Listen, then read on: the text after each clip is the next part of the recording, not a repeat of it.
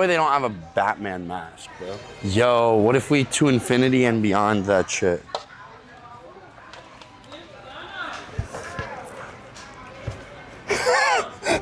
Make that the thumbnail. Yo. Fuck.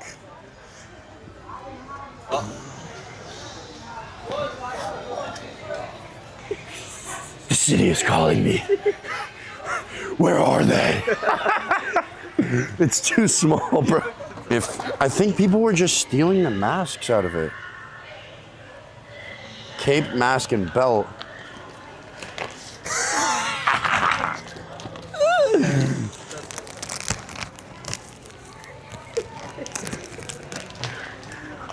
Where are they? Does this one look better?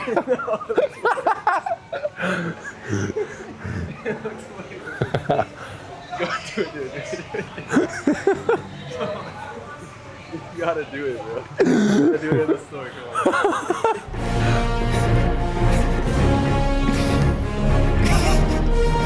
You look kinda huge in it, okay?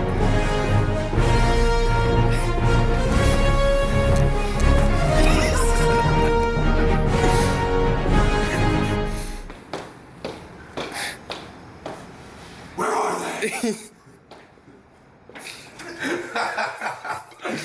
It's not a costume. It's a lifestyle. You know when you find Bane. I'm looking for it, bro. We gotta lead on where Bane is.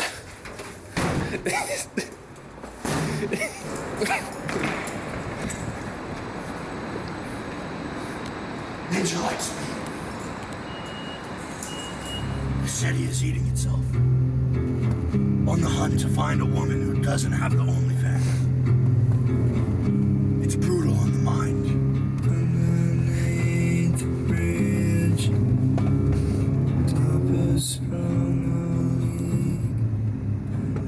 Your alerts must be on high awareness all the time.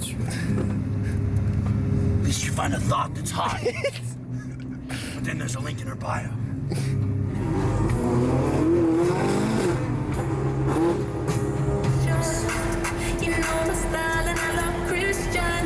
Oh, you need saving? I'm missing. Baby, only always could come. Back as a kid, I used to dream I'd be a hustler. You know my style, you know what after Spanish shows. You know my style, and I love Christian Dior. What after Spanish shows? What after Spanish shows? Kid, you wanna get a picture with Batman?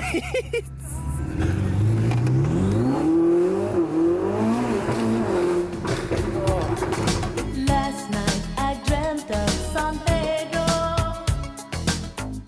just like I'd never gone. I knew the song, young girl with eyes like the desert.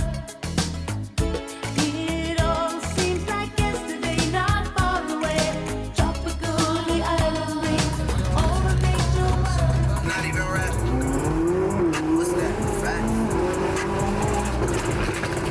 Contract max. I gotta bring this shit back when we gone. Out of the picture. Bury me now and I only get bigger. That's word of my word of my.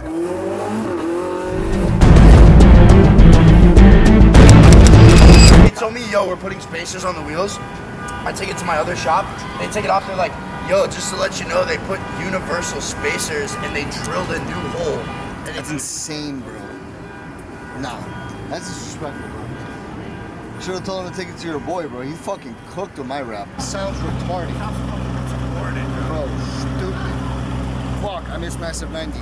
You know what? I just got that was a sign because I was looking at trading the bug for some new shit. The SX. So crazy. That would be disgusting. Trading the bug? I told you. no one has that, bro. That's That's like a $2 million whip. That's the only. And, bro, you can still eat off the fucking wing if you get the Facts, XX. bro. That's the Facts. thing, bro. You gotta eat off I know. The XX would be insane, bro. Bro, and it got done 2 weeks ago. It's already fucking peeling. Nah, tell them how off. long it took. 3 months. Shut the fuck My up. shit was in there for 3 months. It took them a month and a half just to take the PDF. Just cool, it's calm. I didn't run, I got heart. My girl is art, my wrist is art. I just push to start. I got M's, aha, I just laugh.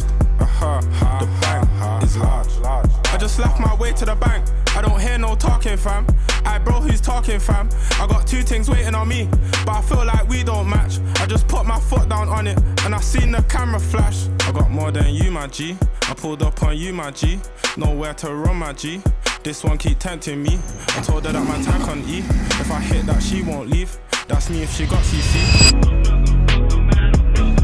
Get your phone, call me mine.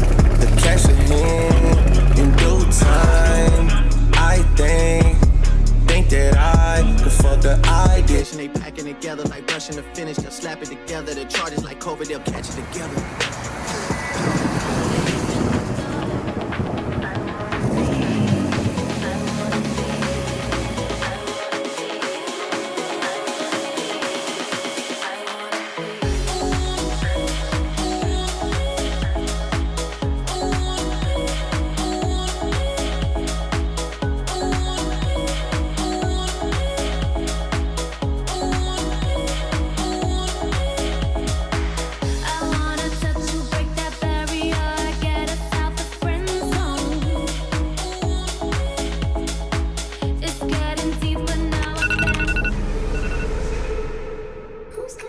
Who's calling that shit?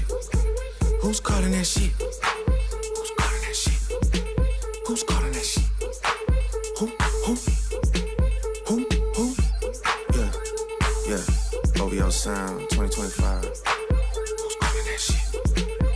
Is it Stacy? Is it Becky? Is it Keisha? I was driving this morning. I shipped my car up here, and in Georgia, in Miami, the number one thing you have to watch out for is the mopeds and the stupid drivers, right? In Georgia, the number one thing you have to watch out for is deer, especially in this time of year. And being in Miami, there's literally no deer. And so I forget, like deer run out in front of cars all the time. I wanted to go really, really fast this morning. I was driving around because the roads are smooth and it's like you can drive fast not compared to Miami. And so I went down this turn of this back road and this person pulled literally right in front of me. Like literally right in front of me as I was pulling out.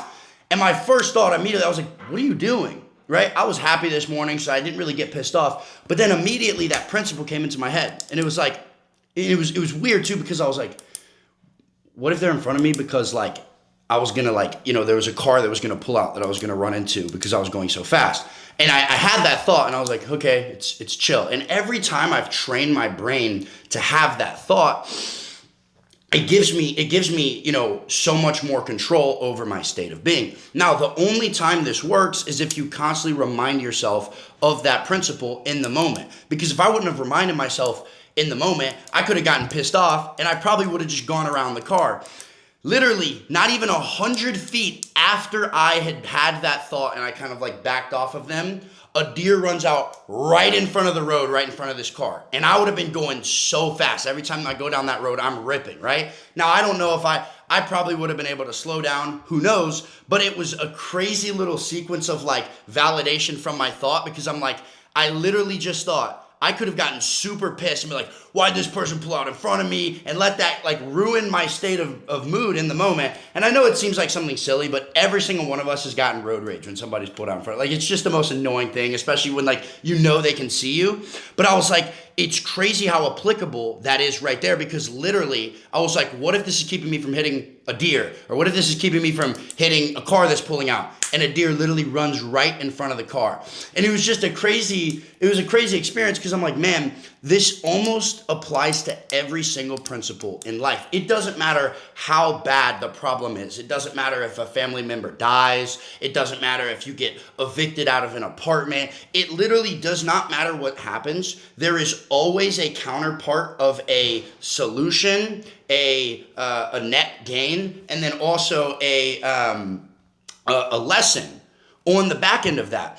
And the first time I learned this was like when I had surgery on my stomach. For those of you guys who don't know, I used to race mountain bikes when I was 14 years old. I overshot this really big jump in North Carolina. It was like a 60-foot jump, landed to flat, handlebar went through my stomach. That's why there's a big scar through my stomach. Had to have my spleen removed, the top third of my pancreas. It was terrible. I was bleeding internally, almost died. Surgery was 2.5 hours long. I went from 145 pounds to 112 pounds. They were just like pumping me full of morphine and it was bad. I was in the hospital for a week. It was like super, super bad. And that's really what sparked like my need or my desire to go to the gym, because after I had staples in my stomach was all deformed. I don't talk about it too much because I try to not kind of make it like a sob story, but recently I've kind of felt like, yo, I think I need to make some YouTube videos about this. So I'll go into that more in some videos. But that is where I kind of realized that mindset, because I remember so many nights being like, why is this happening to me? Because I couldn't sleep. The nurses would come give me morphine in the middle of the night. Like literally I had my stomach stapled together. So like anytime I would like breathe or anytime I would like sneeze or cough, it would just hurt so bad. My skin was just ripping. And I would just be like, why is this happening to me? Why is this happening to me? Why is this happening to me? But this other side of me kept just being like, man, this is going to make such a cool story. This is going to make such a cool story. It's going to make such a cool story. And I was too immature to see it at the time. But I really look back on the last, I guess that was 7 years ago, 7 years of my life. And I'm like, man, that little struggle, that problem at that young age taught me so many lessons, and it gave me such like an optimistic mindset, because I really could have died, and it made me sit there and look at my life and be like, man, like there must be more here for me to do if like that wasn't my time, because it was very likely that that could have been my last time on earth. And just looking back that entire time, I've always realized like, okay, what are the benefits that come from problems? And every single day I still learn new things that injury and that scar reminds me of.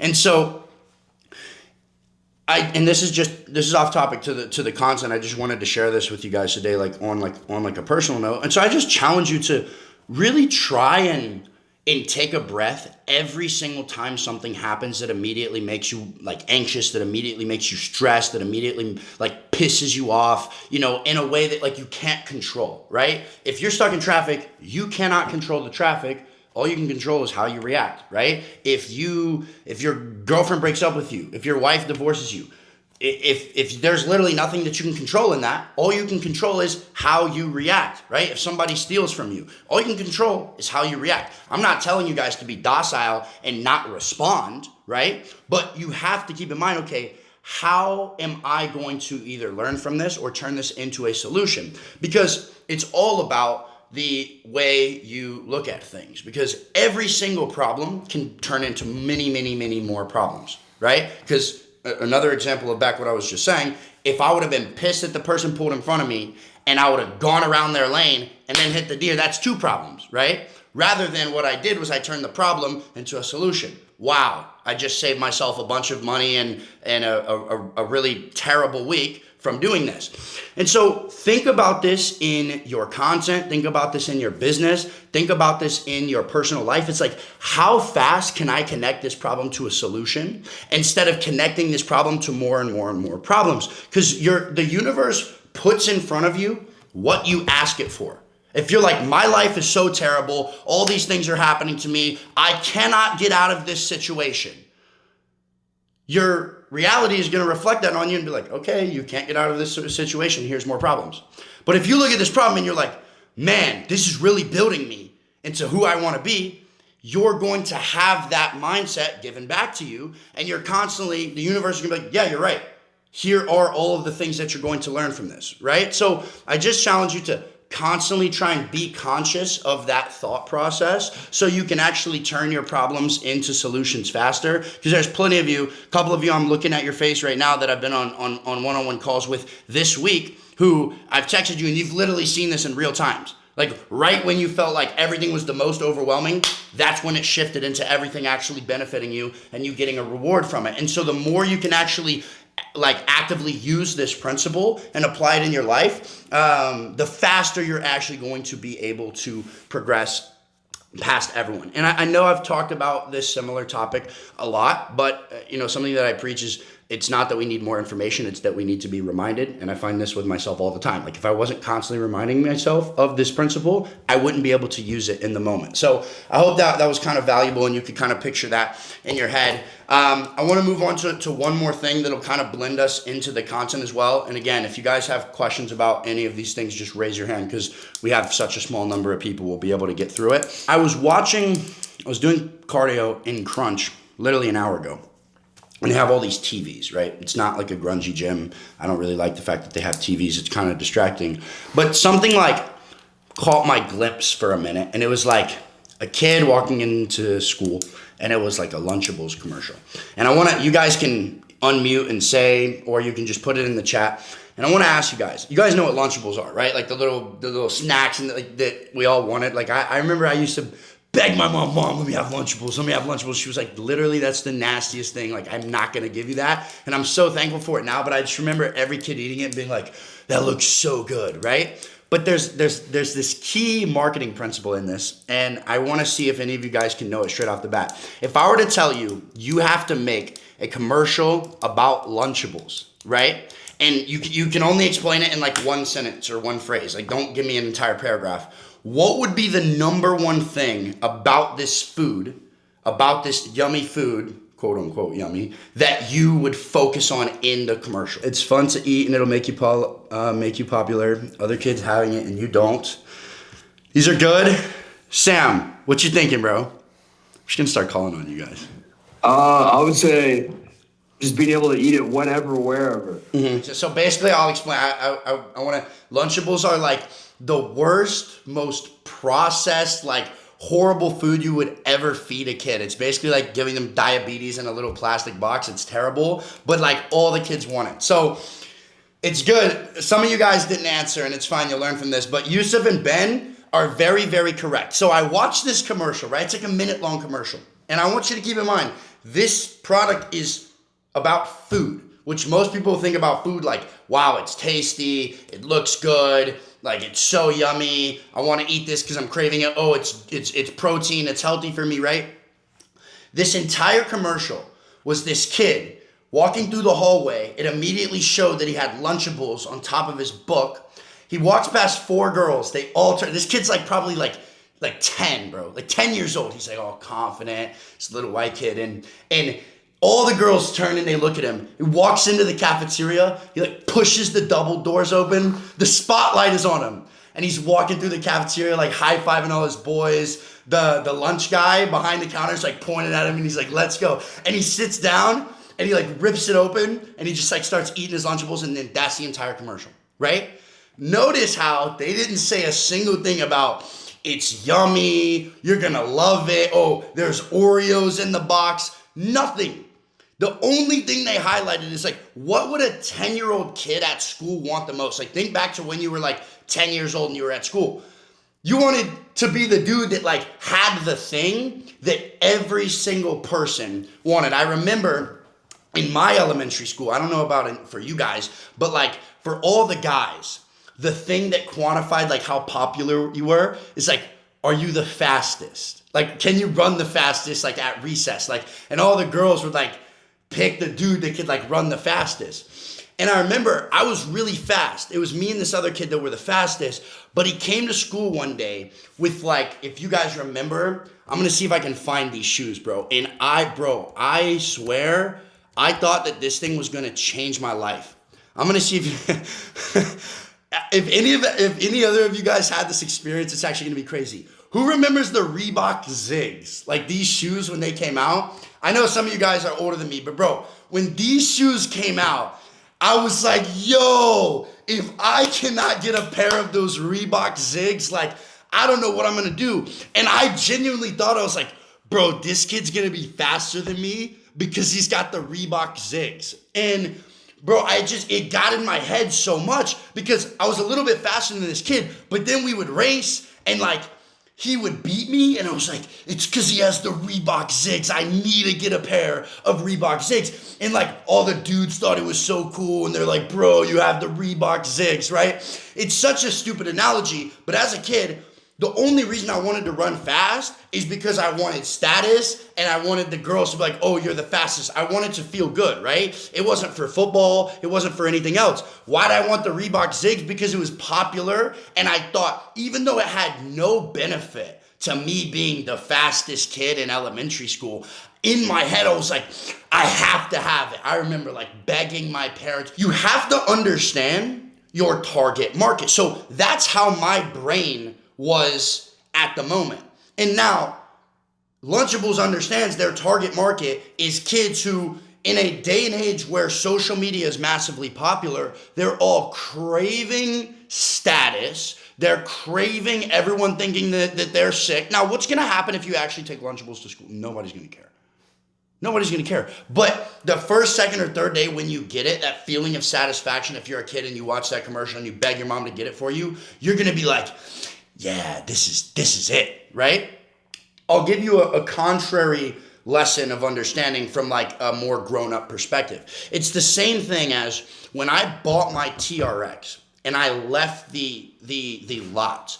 I just had this sense of everyone's looking at me. I'm 19 years old, just bought a $100,000 truck. This is crazy, bro. Like everyone's looking at me. And then I went on to get the Urus, I went on to get the Ferrari, and then when I drive my truck now, it's like, I don't think a single person, it's just a truck, nobody's looking at me, right? So no one actually cared with that thing, but because I had made up this like importance about this car in my head, I saw through the lens of it being as important to other people as it was to me. Now, if anyone else saw that truck as that important, they would see it through that lens. If I drive my Ferrari around and other people see a Ferrari as like the pinnacle, they're gonna look at it as that. But then there's some people who literally don't care. There's some people who think only a douchebag would drive that, right? And so it's the exact same thing. You have to understand your target market, and you have to understand how do they view your product.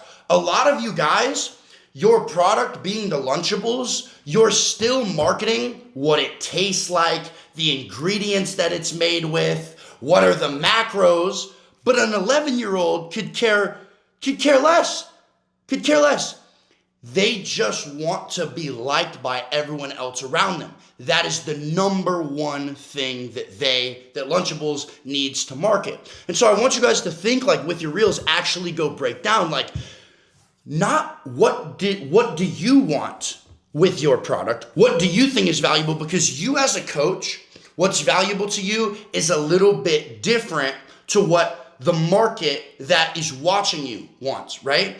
A cool thing that I've noticed is if you go back and you watch some of my old videos, I was talking about this app that I wanted to create. So now we have the 100X Fitness and the 100X Mindset, all of these systems, right? And that's because I was like so geeked out and nerded out about having a cool product. And I would make a lot of videos back in the day, like in my vlogs, if you go like halfway through, where I'm talking about like all the systems that we have for getting fitness results.